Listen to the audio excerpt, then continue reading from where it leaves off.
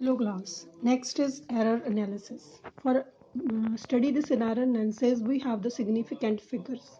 Digits whose values are accurately known in particular measurement. कोई भी measurement ਕੀਤੀ ਉਹਦੇ 'ਚ ਜਿੰਨੇ digits ਦੀ value known ਆ ਉਹਨੂੰ significant figures ਕਹਿੰਦੇ ਨੇ. ਜਿੰਨੇ significant figure ਜ਼ਿਆਦਾ ਹੋਣਗੇ ਇੱਕ measured value 'ਚ ਉਹ ਜ਼ਿਆਦਾ accurate ਹੋਏਗੀ. ਜਿਵੇਂ ਤੁਸੀਂ ਡੈਸੀਮਲ ਪੁਆਇੰਟਸ ਦੀ ਗੱਲ ਕਰਦੇ ਹੋ, ਜਿਵੇਂ ਆਹ ਵਾਲੀ measurement ਆ ਇਹ 'ਚ 2 ਪੁਆਇੰਟ ਨੇ, ਇਹਦੇ ਵਿੱਚ ਡੈਸੀਮਲ ਤੋਂ ਬਾਅਦ 3 ਪੁਆਇੰਟ ਨੇ, ਇਹਦੇ ਸਿਗਨੀਫੀਕੈਂਟ ਫਿਗਰ 3 ਨੇ, ਇਹਦੇ 4 ਨੇ. So it is more accurate measurement than this. Here we have some rules for the significant figures. All non-zero digits are significant. ਜਿੰਨੀਆਂ ਵੀ non-zero ਨੇ, ਦੋ non-zero ਦੇ ਵਿੱਚ ਜਿਹੜੀਆਂ zero ਨੇ ਉਹ ਵੀ significant ਨੇ, ਔਰ all zeros to the right of the last non-zero digit are not significant. ਜਿਹੜੀਆਂ non-zero ਦੇ right ਪਾਸੇ zeros ਨੇ ਉਹ significant ਨਹੀਂ ਹੈ, ਪਰ ਜੇ ਉਹ ਕਿਸੇ measurement ਤੋਂ ਆਈਆਂ ਨੇ, measurement ਮਤਲਬ ਕਿਸੇ distance ਨੇ, ਜਿਵੇਂ ਮੀਟਰ ਹੈ, ਜੇ ਆਪਾਂ ਸਿੰਪਲ ਲਈਏ 20 ਇਹਦੇ significant digits 3 ਹੋਣਗੇ, ਪਰ ਮੀਟਰ ਦੇ ਵਿੱਚ ਕਿਉਂਕਿ ਇਹ measurement ਆ, ਨਹੀਂ ਤਾਂ ਫਿਰ distance ਹੀ change ਹੋ ਜਾਊਗਾ, ਤਾਂ ਇਹ 4 significant figures ਨੇ. Then all zero to the right of decimal point and to the left of non-zero digits are not significant. मतलब right of decimal but left of non-zero ये significant नहीं होंगी. Then all zeros to the right of decimal point and to the right of non-zero digits are significant. ये वालियाँ zeros significant होंगी. So we have the rules, these rules that we use to calculate the number of significant digits. We just only do these rules. No need to do the extra rules for the physics portion. And significant figures, जो एक important term है, do not change if we measure a physical quantity in different units. मतलब तुसी चाहे कोई distance centimetre च measure कर रहे हो, चाहे मीटर च measure कर रहे हो या किलोमीटर च measure कर रहे हो, unit change हो रहे ने, but the number of significant figures remains same.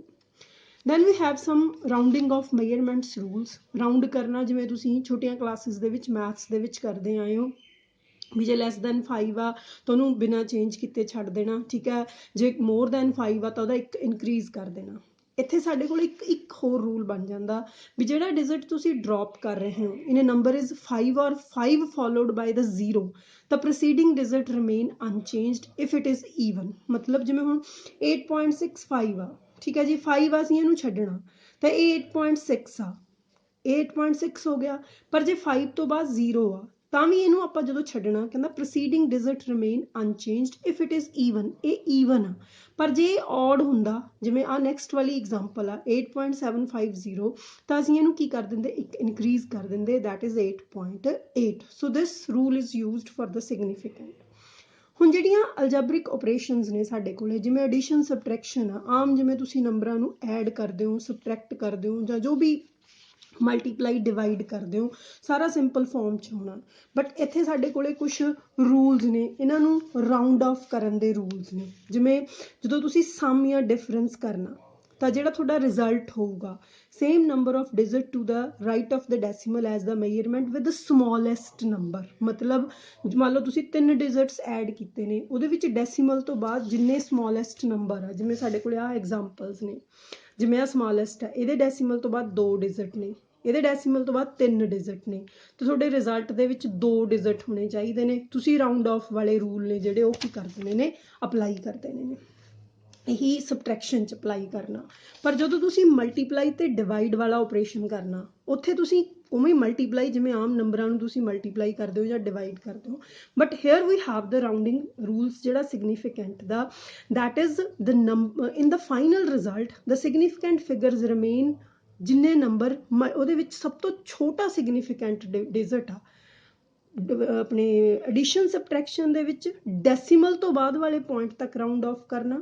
ਇਹਦੇ ਵਿੱਚ ਕੀ ਕਰਨਾ ਸੀ, ਜਿਵੇਂ ਆਹ ਮਲਟੀਪਲਾਈ ਕਰ ਲਿਆ, ਹੁਣ ਇਹਦੇ ਵਿੱਚ ਸਿਗਨੀਫੀਕੈਂਟ ਫਿਗਰਸ ਕਿੰਨੇ ਨੇ, 4, ਇਹਦੇ ਵਿੱਚ 3, ਤਾਂ ਤੁਹਾਡੇ ਰਿਜ਼ਲਟ ਦੇ ਸਿਗਨੀਫੀਕੈਂਟ ਫਿਗਰ ਰਾਊਂਡ ਕਰਕੇ ਕਿੰਨੇ ਆਉਣੇ ਚਾਹੀਦੇ ਨੇ, 3. ਇਹ ਰੂਲ ਯਾਦ ਰੱਖਣਾ. This is for the multiplication and division, and that is for the subtraction and addition.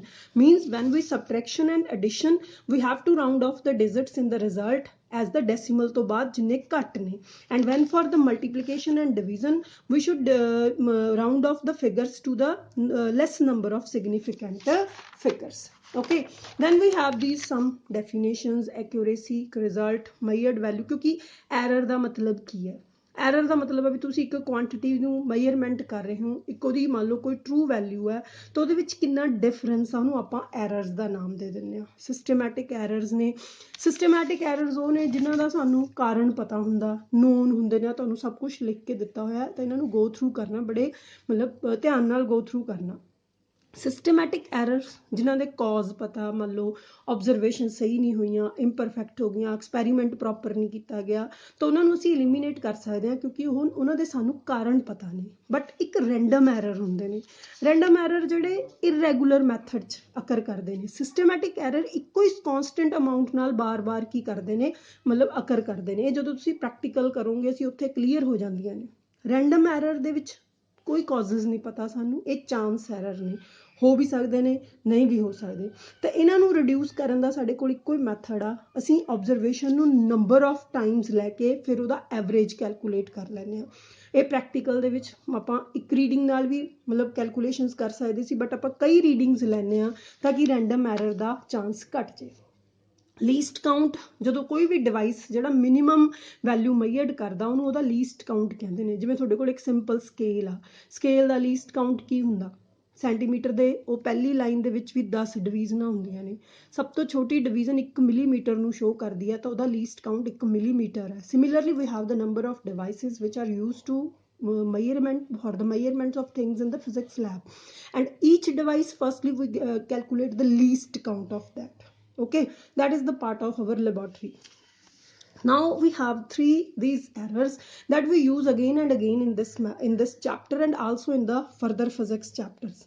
Absolute error, it is the difference between the measured value and the mean value of the physical quantity under consideration. It is not necessary ਵੀ ਤੁਹਾਡੇ ਕੋਲ ਜਿੰਨੀਆਂ ਵੀ ਮਤਲਬ physical quantities ਨੇ ਉਹਨਾਂ ਦੀ ਇੱਕ true value ਹੋਏਗੀ, ਤਾਂ ਕੁਛ ਕੁ ਕੌਨਸਟੈਂਟ ਕੁਆਂਟੀਟੀਜ਼ ਹੁੰਦੀਆਂ ਨੇ ਜਿਵੇਂ ਐਕਸਲਰੇਸ਼ਨ ਡਿਊ ਟੂ ਗ੍ਰੈਵਿਟੀ ਆ ਜਾਂ ਹੋਰ ਵੈਲਿਊਜ਼ ਨੇ ਜਿਨ੍ਹਾਂ ਦੀ ਫਿਕਸਡ ਵੈਲਿਊ ਹੈ, but other physical quantity don't have the fixed values. ਤਾਂ ਅਸੀਂ ਉਹਨਾਂ ਦੇ ਵਿੱਚ ਐਬਸੋਲਿਊਟ ਐਰਰ ਕਿਵੇਂ ਕੱਢਦੇ ਹਾਂ? ਪਹਿਲਾਂ ਉਹਦੀ ਮੀਨ ਵੈਲਿਊ ਲੈਂਦੇ ਹਾਂ ਔਰ ਹਰੇਕ ਵੈਲਿਊ ਦੇ ਵਿੱਚੋਂ ਮੀਨ ਵੈਲਿਊ ਨੂੰ ਅਸੀਂ ਮਾਈਨਸ ਕਰਦੇ ਹਾਂ। This is absolute error. ਇਹ ਪਲੱਸ ਮਾਈਨਸ ਹੋ ਸਕਦਾ ਪਰ ਇਹਦਾ ਮੈਗਨੀਚਿਊਡ ਹਮੇਸ਼ਾ ਪਲੱਸ ਹੁੰਦਾ। ਕਿਉਂ? ਜਦੋਂ ਤੁਸੀਂ ਇਸ ਐਬਸੋਲਿਊਟ ਐਰਰ ਦਾ ਮੀਨ ਕੱਢਣਾ, ਮੀਨ ਫਾਈਂਡ ਆਊਟ ਕਰਨਾ, ਤਾਂ ਤੁਸੀਂ ਸਾਰਿਆਂ ਦਾ ਪਲੱਸ ਕਰਨਾ, ਮਾਈਨਸ ਵਾਲੀ ਦਾ ਵੀ ਕੀ ਕਰਨਾ, ਪਲੱਸ ਹੀ ਕਰਨਾ। ਇਹਨੂੰ ਮੀਨ ਐਬਸੋਲਿਊਟ ਐਰਰ ਕਿਹਾ ਜਾਂਦਾ। Or how we write the final result? Mean value plus minus. ਇਹ ਪ੍ਰੋਸੈਸ਼ਨਸ ਵੈਲਿਊਜ਼ ਨੇ, ਇਹ ਅਨਸਰਟਨਟੀ ਨੇ, ਮਤਲਬ ਵੈਲਿਊ ਵੱਧ ਘੱਟ ਤੁਸੀਂ ਕੋਈ ਵੀ ਮੇਜਰਮੈਂਟ ਕਰਦੇ ਹੋ ਤਾਂ ਐਰਰ ਐਨਾਲਿਸਿਸ ਦੇ ਮੁਤਾਬਕ ਉਹ ਮੇਜਰਮੈਂਟ ਪੋਜ਼ੀਟਿਵ ਤੇ ਨੈਗੇਟਿਵ ਉਹਦੀ ਲਿਮਿਟਸ ਦੇ ਵਿੱਚ ਲਾਈ ਕਰਦੀ ਹੈ। So this is the method to write the any values in the error analysis. Then what is the relative error? ਇਸ ਮੀਨ ਐਬਸੋਲਿਊਟ ਐਰਰ ਨੂੰ ਇਸ ਮੀਨ ਵੈਲਿਊ ਤੇ ਡਿਵਾਈਡ ਕਰਨਾ, that is called the relative error. ਔਰ ਇਹਨੂੰ 100 ਨਾਲ multiply ਕਰਨਾ relative error ਨੂੰ, that is called the percentage error. So we have the 4 terms: absolute error, mean absolute error, relative error and the percentage error. Here we have the example. ਸਾਡੇ ਕੋਲੇ ਆ 5 observation ਸੀਗੀਆਂ। ਹੁਣ ਪਹਿਲਾਂ ਸਭ ਤੋਂ ਪਹਿਲਾਂ ਅਸੀਂ ਇਹਨਾਂ ਦਾ ਮੀਨ ਲੈਂਦੇ ਹਾਂ ਔਰ ਮੀਨ ਲੈ ਕੇ ਵੀ ਇਹਨਾਂ ਦਾ ਕੀ ਕਰਨਾ, ਅਸੀਂ ਮੀਨ ਲੈਣ ਤੋਂ ਬਾਅਦ ਵੀ ਇਹਨਾਂ ਦੀਆਂ ਵੈਲਿਊਜ਼ ਨੂੰ ਰਾਊਂਡ ਆਫ ਜ਼ਰੂਰ ਕਰਨਾ, ਮਤਲਬ ਉਹੀ ਸਿਗਨੀਫਿਕੈਂਟ ਫਿਗਰਸ ਦਾ ਰੂਲ ਉਹ ਕਰਕੇ ਫਿਰ ਹਰੇਕ ਵੈਲਿਊ ਚੋਂ ਮੀਨ ਵੈਲਿਊ ਮਾਈਨਸ ਕਰਨੀ ਆ। ਕਿਸੇ ਤੋਂ ਇਹ ਵੱਡੀ ਵੀ ਹੈ, ਕਿਸੇ ਤੋਂ ਛੋਟੀ ਵੀ ਹੈ, ਕੋਈ ਪਲੱਸ ਦਾ ਵੀ ਹੈ, ਕੋਈ ਮਾਈਨਸ ਦਾ ਵੀ ਹੈ, ਬਟ ਮੀਨ ਐਬਸੋਲਿਊਟ ਐਰਰ ਕੱਢਣ ਲਈ ਸਾਰਿਆਂ ਦਾ ਪਲੱਸ ਕਰਨਾ। ਆ ਮਾਈਨਸ ਵੈਲਿਊ ਛੱਡ ਦੇਣੀਆਂ ਨੇ, ਅਸੀਂ ਮੈਗਨੀਚਿਊਡ ਲੈਣਾ, ਸਾਰਿਆਂ ਦਾ ਪਲੱਸ ਕਰਨਾ ਔਰ ਫਿਰ ਉਹਦੀ ਵੈਲਿਊ ਲੈਣੀ ਆ। ਰਿਲੇਟਿਵ ਐਰਰ, ਇਹ ਵੈਲਿਊ ਨੂੰ ਮੀਨ ਵੈਲਿਊ ਤੇ ਡਿਵਾਈਡ ਕਰਨਾ ਔਰ ਪਰਸੈਂਟੇਜ ਐਰਰ ਇਹਨੂੰ 100 ਨਾਲ ਮਲਟੀਪਲਾਈ ਕਰਨਾ। So you have to remember all the steps to find this value. Thank you. Hello. Next is combination of errors or the propagation of errors. How we calculate the errors for the different combinations. First is if our result is sum of two quantities. ਅਸੀਂ ਕੋਈ ਵੀ ਦੋ quantities ਨੂੰ add ਕਰਨਾ। ਪਹਿਲਾਂ ਤਾਂ error analysis ਦੇ ਵਿੱਚ ਅਸੀਂ ਕੁਆਂਟੀਟੀਜ਼ ਨੂੰ ਲਿਖਣਾ ਕਿਵੇਂ ਆ, a plus minus delta a plus b plus minus delta b, ਦੋਨੋਂ ਅਸੀਂ ਅਨਸਰਟਨਟੀ ਲਿਮਿਟਸ ਦੋਨੋਂ ਲੈਣੀਆਂ ਨੇ। that is a plus minus delta a plus b plus minus delta b, then this is x plus minus delta x, ਇਹ ਵੀ ਇਹਦੀ value ਹੋਏਗੀ।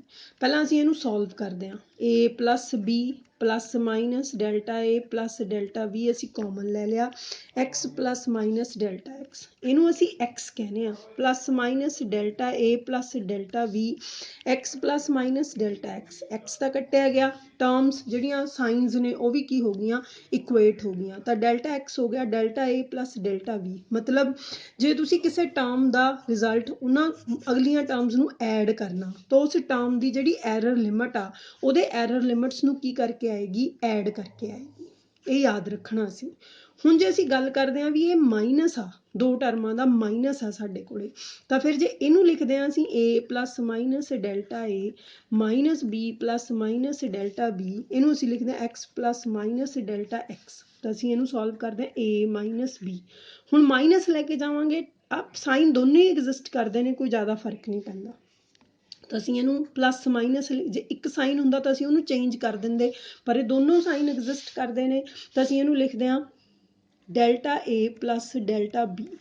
Again we have this delta a plus delta b, here plus minus delta x, equate होने तो बाद delta x delta a plus delta b.